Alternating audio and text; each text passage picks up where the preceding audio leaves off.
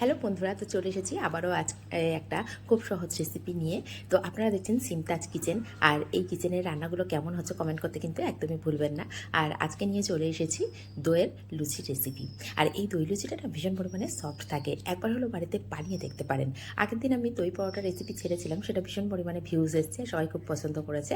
সেই জন্য আজকে ভাবলাম দই লুচির রেসিপিটা নিয়ে চলে আসি।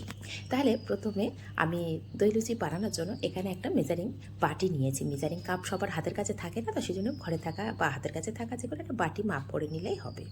তো এই বাটি মেপে আমি এখানে হাফ কাপ টক দই দিয়েছি, আর এখানে দিয়ে দিলাম স্বাদ অনুযায়ী লবণ, আর ছোটো চা চামচের 1 চামচ চিনি। আর টক দইয়ের পরিমাণটা যদি খুব বেশি টক হয় না, সেক্ষেত্রে চিনির পরিমাণটা একটু হলেও বাড়িয়ে দিতে পারেন। দিয়ে খুব ভালো করে এখন মিশিয়ে নিতে হবে। তো খুব ভালো করে মেশানো হয়ে গেলে এর মধ্যে দিয়ে দেবো এই ছোটো চা চামচের 1 চামচ অয়েল। তো দিয়ে আবারও একটু ভালো করে মিশিয়ে নেব।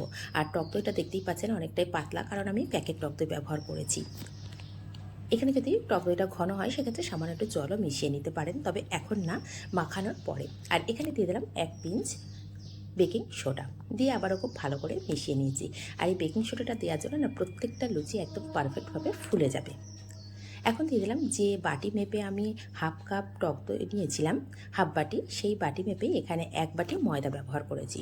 আপনারা চাইলে এখানে ময়দার পরিবর্তে সুজিও ব্যবহার করতে পারেন, আবার আটাও ব্যবহার করতে পারেন। তো এখানে আমি ময়দা ব্যবহার করেছি। আর এই ময়দাটা ব্যবহার করার পরে এখন খুব ভালোভাবে মিশিয়ে নেব, একটা সফট ডো রেডি করে নেব। আর এই ডোটা রেডি করতে আমার একদমই জলের প্রয়োজন হয়নি, কারণ বলেছি এই যে প্যাকেট টক দইটা না অনেকটাই পাতলা ছিল, সেই জন্য একদম জলের প্রয়োজন হয়নি। যদি আপনারা টক দই যে বাটি বা খুঁড়িতে আসে সেইগুলো যদি নিয়ে নেন, সেগুলো কিন্তু অনেকটাই ঘন হয়, সেক্ষেত্রে সামান্য একটু জল মিশিয়ে নিতে পারেন। আর জলটা ঠিক এই পর্যায়ে মেশাতে হবে যে কতটা পরিমাণে জল লাগছে। তো কথায় কথায় আমি কিন্তু একটা ভালো ডো রেডি করে নিয়েছি। সফট ডো, আর কতটা সফট হয়েছে সেটা কিন্তু দেখিয়ে দিচ্ছি। দেখুন আমার হাতের মধ্যে কিন্তু সামান্য একটু একটু লেগে যাচ্ছে, তার মানে কতটা সফট করে আমি মেখেছি। খুব বেশি টাইট করে মাখার এটা কোনো প্রয়োজন নেই। এতে করে কী হবে, সফট করে মাখলে অনেকটা টাইম ধরে না একদম সফট থাকে লুচিটা। তখন দেখিয়ে দিচ্ছি, হাতটা দেখুন হাতে সামান্য একটু লেগে আছে। তো এখন এটাকে আমি রেস্টে রেখে দেবো 10 মিনিটের জন্য, খুব ভালোভাবে না সেট হয়ে যায়। আর যদি হাতের কাছে সময় না থাকে সেক্ষেত্রে কী করবেন, সঙ্গে সঙ্গে বেলে নিতে পারেন। তো 10 মিনিট রেস্ট হয়ে গেছে, সেখান থেকে আমি ছোটো ছোটো করে লেচি কেটে নিয়েছি। আর লেচিটা কিন্তু খুব ছোট করিনি, একটু খেয়াল করলে বুঝতে পারবেন। আপনারা কিন্তু আপনাদের পছন্দ অনুযায়ী ছোট বড় করে নিতে পারেন। তো এখন একটা লেচি নিয়েছি, আর যেহেতু একটু নরম করে মেখেছি বললাম, সেই জন্য সামান্য একটু আটা ছড়িয়ে দিলাম, দিয়ে আমি এখন ভালো করে একটা লুচি বেলে নেব। আর যেহেতু আমি লেচিটা একটু বড় নিয়েছি, সেজন্য লুচির আকারটাও একটু বড় করে নিচ্ছি। এটা কিন্তু আপনারা যদি লেচি ছোটো নেন সেক্ষেত্রে ছোটো ছোটো লুচি করতে পারেন। তো আমি যেহেতু লেচিটা একটু বড় করে নিয়েছি, সেজন্য একটু বড় করেই বেলে নিয়েছি। তো প্রথমে যখন আমি বেলে নিচ্ছিলাম সেই পর্যায়ে আমি গ্যাসের ওপর একটা কড়া বসিয়ে দিয়েছিলাম। আর কড়া বসিয়ে দিয়ে তার মধ্যে পর্যাপ্ত পরিমাণে তেল দিয়েছিলাম, আর তেলটাকে ভালো করে একটু গরম করে নিয়েছি। গরম করে নিয়ে এখন ফ্লেমটা মিডিয়াম টু হাই রেখে প্রত্যেকটা লুচি কিন্তু এভাবে ভাজা করে নিতে হবে। তো লুচিটা দেখতেই পাচ্ছেন যে কত সুন্দর ফুলে গেছে, ঠিক একইভাবে প্রত্যেকটা লুচি কিন্তু ফুলে যাবে। আর প্রত্যেকটা তো দেখানো সম্ভব হয় না, তাহলে তো ভিডিওটা অনেকটাই বড় হয়ে যাবে। তো প্রথমে এইভাবে দেওয়ার সাথে সাথে না তেলের মধ্যে একটু ডুবিয়ে দিতে হবে। ডুবিয়ে দিলে কি হবে, একটা জায়গা ফুলে উঠবে, সেই ফোলা জায়গাটা চাপ দিলে না প্রত্যেকটা লুচি কিন্তু একদম পারফেক্টভাবে ফুলে যাবে। একটু খেয়াল করলেই বুঝতে পারবেন যে কীভাবে আমি ভাজাটা করে নিচ্ছি। আর হালকা ব্রাউন করে ভাজা করে নিচ্ছি। আপনারা কালারটাও আপনাদের পছন্দ অনুযায়ী একটু ডিপ কালার করেও ভাজতে পারেন, বা এইভাবে হালকা ব্রাউন করেও ভাজা করে নিতে পারেন। তো এইভাবে প্রত্যেকটা লুচি ফুলে যাবে একদম পারফেক্টভাবে। আর প্রত্যেকটা ফোলার থেকেও এটা অনেকটা টাইম ধরে না সফট থাকে এই টক দিয়ে মাখার জন্য। তাহলে রেসিপিগুলো কেমন হয় কমেন্ট করতে কিন্তু একদমই ভুলবেন না। আর যদি আপনারা আগের রেসিপি একটা ছেড়েছিলাম, সেটা দই পরোটার রেসিপি, সেটা তো অনেকেই খুব পছন্দ করেছেন, অনেক ভালোবাসা দিয়েছেন। আপনারা যদি না দেখে থাকেন অবশ্যই সিমতাজ কিচেনকে আপনারা সাবস্ক্রাইব করবেন, করে চ্যানেলটিকে ঘুরে আসবেন চ্যানেল থেকে, তাহলে দেখতেই পাবেন অনেকগুলো রেসিপি আছে। কোনটা আপনাদের পছন্দ হয় অবশ্যই কমেন্ট করতে ভুলবেন না। আর কোথা থেকে দেখছেন সেটা কিন্তু অবশ্যই কমেন্ট করবেন, তাহলে আপনাদের কমেন্ট পড়তে না আমার ভীষণ ভালো লাগে। তো সেই জন্য আপনারা কমেন্ট করতে ভুলবেন না। আর নিজেদের মানুষের কাছে শেয়ার করে রাখবেন, যাতে করে এই সহজ সহজ রেসিপিগুলো তারাও বাড়িতে নিজের হাতে বানিয়ে নিতে পারে। তো প্রত্যেকটা লুচি কিন্তু কথায় কথায় আমি এখানে দেখিয়ে দিচ্ছি যে অনেক কটা লুচি আমি দেখিয়ে দিলাম, প্রত্যেকটা কিন্তু পারফেক্টভাবে ফুলছে, সেটা কিন্তু দেখেই বুঝতে পারছেন। সেই জন্য বললাম, আর সবটা তো দেখাশোনা সম্ভব হয় না, আগেই বলেছি।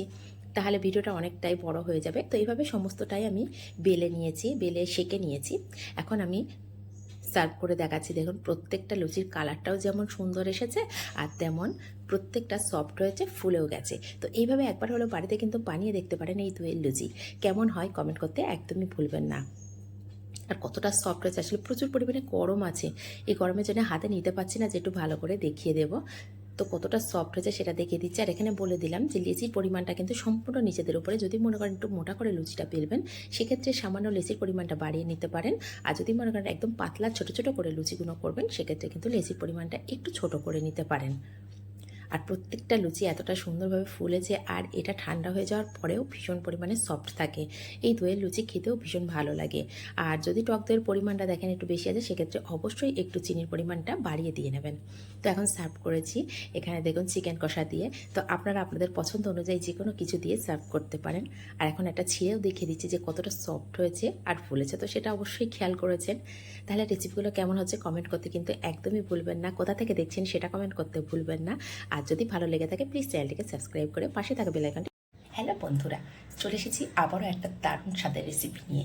আর রেসিপিটা এত টেস্টি হতে চলেছে, আর তার থেকে বড় কথা, এই রেসিপিটা তৈরি করে দুদিন ধরে রেখে দিলেও না ভীষণ পরিমাণে সফট থাকবে। তাহলে স্কিপ না করে সম্পূর্ণটা দেখার অনুরোধ রইল। আর যারা আমার চ্যানেলে নতুন বন্ধু, তাদের কাছে অনুরোধ রইল প্লিজ চ্যানেলটিকে সাবস্ক্রাইব করে পাশে থাকা বেল আইকনটি প্রেস করে রাখবেন। যখনই কোনো নিত্য নতুন রেসিপি আপলোড করব, সবার আগে পৌঁছে যাবে আপনাদের কাছে। তাহলে চলুন মূল রান্নায় ফেরা যাক। সবার হাতের কাছে কিন্তু মেজারিং কাপ থাকে না, সেজন্য আমি হাতের কাছে থাকা বা বাড়িতে থাকা যে ছোট বাটি থাকে, সেগুলো কিন্তু সবার হাতের কাছে থাকে, সেটাকে মেজারিং কাপ হিসেবে ব্যবহার করতে পারেন।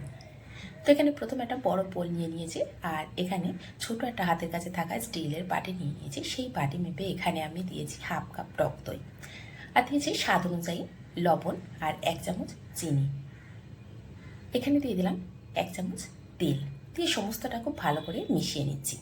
আর এখানে একটা কথা বলে রাখি, যদি টক দইটা প্রচুর পরিমাণে টক হয়, সেক্ষেত্রে চিনির পরিমাণটা আরও 1 চামচ বাড়িয়ে দেবেন। আর এখানে দিয়ে দিলাম সামান্য একটু খাওয়ার সোডা বা বেকিং সোডা, দিয়ে সমস্তটাকে খুব ভালো করে মিশিয়ে নিচ্ছি। এটার নাম আরও একটা বলতে পারেন টক দইয়ের পরোটা, দই পরোটাও বলতে পারেন, বা এটা নান পরোটাও বলতে পারেন। এটা যে কী নাম দেবো আমি নিজেই ভেবে পাচ্ছি না, সেই জন্য আপনাদের কাছে অনুরোধ রইল যে এটার নাম কী হতে পারে সেটা কিন্তু অবশ্যই কমেন্ট বক্সে লিখতে ভুলবেন না। তো এখন এখানে আমি 1 কাপ ময়দা ব্যবহার করেছি। এখানে আপনারা চাইলে আটাও ব্যবহার করতে পারেন। তো হাফ কাপ টক দইয়ের জন্য এখানে আমি 1 কাপ ময়দা ব্যবহার করেছি। এটা একদম পারফেক্ট হয়েছে, এখানে কোনো আমি স্কিপ করে দেখাইনি, সম্পূর্ণটাই দেখিয়ে দিয়েছি যাতে করে বুঝতে পারেন। তো এখানে যদি দইটা পাতলা হয়, সেক্ষেত্রে আরও একটু পরিমাণে ময়দা লাগতে পারে। তো এটাকে এখন মেখে মেখে আমি সফট করে নেব। আর যত মাখাটা সফট হবে, তত কিন্তু যে পরোটার রেসিপিটা করতে চলেছি সেটা কিন্তু খুব সফট হবে। এখন এটাকে 10 থেকে 15 মিনিটের জন্য রেস্টে রেখে দেবো। তো যে বাটি মেপে আমি সব কিছু নিয়েছি, সেই বাটিটাই এখানে নিয়েছি। নিয়ে এখন আমি 2 চামচ ময়দা ব্যবহার করেছি। 2 চামচ ময়দার জন্য এখানে আমি 2 চামচ তেল ব্যবহার করেছি। আর এটা রান্নার যে কোনো তেল হলেই হবে, তবে সর্ষের তেলটা দেবেন না, এতে করে একটা ফ্লেভার চলে আসবে। তো এখানে ভালো করে মিশিয়ে নেওয়ার পরে দেখলাম ময়দাটা একটু শক্ত মতো আছে, সেই জন্য এখানে আরও 1 চামচ আমি তেল ব্যবহার করেছি। করে দেখুন এরকম একটা গ্লু রেডি করে নিয়েছি, নিয়ে এটাকে সাইড করে রেখে দেবো। আর এদিকে আমার 15 মিনিট হয়ে গেছে, আর আগের থেকে কিন্তু আটাটা অনেকটাই সেট হয়ে গেছে, বা আগের থেকে অনেকটা সফট হয়েও গেছে। এখন এটাকে আবারও খুব ভালো করে হাত দিয়ে একটু মিশিয়ে নেব। আর এই মাখানোর কাজটা যত ভালো হবে, যত সফট হবে না, এই পরোটা 2 থেকে 3 দিন একদম সফট থেকে যাবে। তো এখানে আমি যে পরিমাণে ময়দা নিয়েছিলাম, এটা থেকে আমি 1 কাপ ময়দা নিয়েছিলাম, সেটা থেকে 3টে আমার এখানে লেচি হয়েছে। আর যেহেতু পরোটা বানাবো, সেই জন্য একটু বড় করে লেচিটা কেটে নিয়েছি, সেটা খেয়াল করলে দেখতে পাচ্ছেন। তো এখন আমি যে চাটু নিয়েছি, আর এখানে একটা বেলুন নিয়েছি, নিয়ে আমি ভালো করে একটু তেল লাগিয়ে নিয়েছি। নিয়ে এইভাবে করে একদম বড় করে পাতলা করে বেলে নেব। তো প্রথমে একটু উল্টোপাল্টা করে এইভাবে বেলে নিয়েছি, নিয়ে এখন দেখুন একভাবে রেখে দিয়েছি, দিয়ে সেট করে চাটুটাকেই আমি ঘুরিয়ে ঘুরিয়ে বেলে নিয়েছি। আর কতটা পাতলা নিয়েছি সেটা তো দেখেই বুঝতে পারছেন।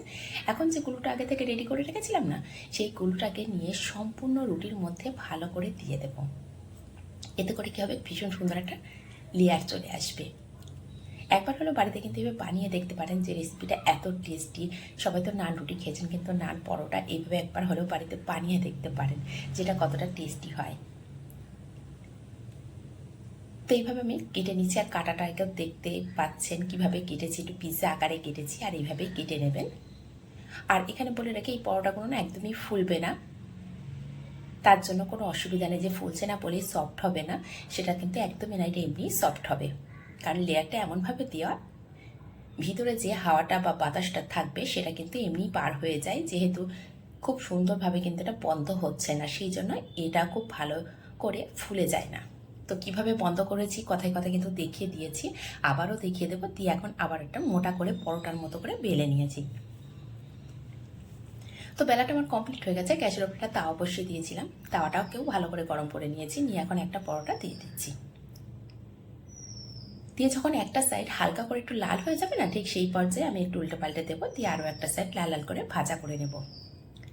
আর এই সময় ফ্লেমটা একদম মিডিয়াম টু লো রেখে দিতে হবে, কারণ পরোটাটা একটু মোটা করেই বেলেছি, আর এটা অনেকটাই ফুলে যাবে, যেহেতু এর মধ্যে টক দই আর খাওয়ার সোডা দেওয়া আছে, সেই জন্য কিন্তু একটু ফুলে যাবে বা মোটা হয়ে যাবে। সেটা আগের থেকে দেখেই বুঝতে পারছেন যখন আমি দিয়েছিলাম তাওয়ার মধ্যে, আর এখন কিন্তু একটু মোটা ভাব চলে এসেছে। সেই জন্য বলছি এটাকে নান পরোটা বলবো না দই পরোটা বলবো, কি নাম দেওয়া যায় এটা কিন্তু অবশ্যই কমেন্ট বক্সে লিখতে ভুলবেন না। তো দেখুন দুটো সাইড যখন হালকা করে লাল হয়ে গেছে, ঠিক সেই পর্যায়ে আমি অল্প অল্প পরিমাণে তেল দিয়ে দিচ্ছি। তেল দিয়ে এটাকে ভালো করে ভাজা করে নিচ্ছি। আর খেয়াল করে রাখবেন যেন খুব বেশি ফ্লেমটা বাড়ানো না থাকে, তাহলে কিন্তু ভিতরে কাঁচা থাকতে পারে, যেহেতু এটা মোটা হয়েছে অনেকটাই, সেই জন্য একটু খেয়াল করে একটু মিডিয়াম টু লো ফ্লেমে রেখেই ভাজা করতে হবে। আর কালারটা দেখুন কত সুন্দর হয়েছে, আর দেখতেও ভীষণ সুন্দর হয়েছে, আর খেতেও ভীষণ সুন্দর হয়। একবার হলেও বাড়িতে বানিয়ে দেখতে পারেন। আর এটা 2 থেকে 3 দিন রাখার কোনো প্রয়োজন নেই, একদিনই যখন বানাবেন তখনই এতটাই টেস্ট হয় না, সবাই কিন্তু সঙ্গে সঙ্গে শেষ করে দেবে। তো আরও একটা আমি বলেছিলাম কিভাবে আমি পরোটাটা রেডি করেছি সেটা দেখিয়ে দেবো। তো এইভাবে কেটে নিচ্ছি পিৎজার মতো করে, আর একটার উপরে একটা লেয়ার আমি দিয়ে নিচ্ছি, আর নিয়ে এইভাবেই বেলে নিতে পারেন, কোনো অসুবিধা নেই। প্রথমটা আমি একটু হাত দিয়ে গোল করে নিয়েছিলাম, তাতে কোনো লাভ হয়নি, যে খুব ভালো ফুলে যায় সেটা কিন্তু হয়নি। সেই জন্য আমি দ্বিতীয়টাকেও দেখিয়ে দিলাম, এটা তো ফুলবে না আমি জানি, সেই জন্যই আমি এইভাবে করে বেলে নিয়েছি। নিয়ে একইভাবে উল্টে পাল্টে দিয়ে আমি ভাজা করে নিয়েছি। নিয়ে এইভাবে তেল দিয়ে ভালো করে ভাজা করে নিচ্ছি। তাহলে রেসিপিগুলো কেমন লাগছে অবশ্যই কমেন্ট করতে কিন্তু একদমই ভুলবেন না।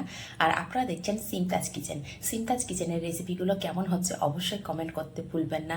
যদি ভালো লেগে থাকে তাহলে অবশ্যই চ্যানেলটিকে সাবস্ক্রাইব করে পাশে থাকা বেল আইকনটি প্রেস করে রাখবেন। যখনই কোনো নিত্য নতুন রেসিপি আপলোড করব সবার আগে পৌঁছে যাবে আপনাদের কাছে। তাহলে রেসিপিটা কতটা সফট আর কতটা সুন্দরভাবে হচ্ছে সেটা কিন্তু দেখেই বুঝতে পারছেন। আর এটা অনেকটা ঠান্ডা হয়ে গেছে বলে এখন আমি হাত দিয়ে একটু, তো হালকা যখন ঠান্ডা হয়ে যাবে না, 2 হাত দিয়ে এইভাবে একটু চেপে চেপে পরোটাটা দেখবেন অনেকটাই নরম হয়ে যাবে। এইভাবে রেখে দেবেন। দেখুন এইভাবে 2 রকম একদম আমি হাতের মুঠোর মধ্যে নিয়ে নিচ্ছি। এটা তো আর বলে বোঝানো যাচ্ছে না, কীভাবে নিচ্ছি সেটাও দেখিয়ে দিচ্ছি। তো এইভাবে নেবেন, এতে করে পরোটাটা না দীর্ঘ সময় ধরে একদম নরম থাকবে। আর কতটা সফট হয়েছে সেটা তো দেখে আর বলার কিছুই নেই, সেটা তো দেখেই বুঝতে পারছেন। তো এইভাবে সমস্ত পরোটাটা কিন্তু ভাজা করে রেডি করে নিতে হবে। আর এরকমভাবে রাখার জন্য না পরোটাটা অনেকটাই সফট হয়ে গেছে। আর দেখুন অনেকটা সেই ছেঁড়া পরোটা যেমন হয় ঠিক সেরকমও দেখতে লাগছে। 2 হাতের মধ্যে করে নেওয়ার পরে কিন্তু একদম ছেঁড়া পরোটা যেমন হয় ঠিক সেরকম দেখতে লাগছে। এটা যে কী নাম দেবো না আমি নিজেও ভেবে পাচ্ছি না। সেই জন্য একবার হলেও আপনারা কিন্তু কমেন্ট করে লিখে দিতে পারেন যে এটার কী নাম দেওয়া যায়। কারণ রেসিপিটা ভীষণ সুন্দর হয়েছে আর ভীষণ টেস্টি হয়েছে। হঠাৎ করে মনে হলো বানিয়ে নিলাম, যে রেসিপিটার কী নাম দেবো না সেটা বুঝে উঠতে পারছি না। আজ অনেক কদিন হয়ে গেছে বানিয়েছি, কিন্তু ঠিকভাবে ছাড়া হচ্ছে না ভিডিওটা। তাহলে আজ এই পর্যন্ত, ধন্যবাদ।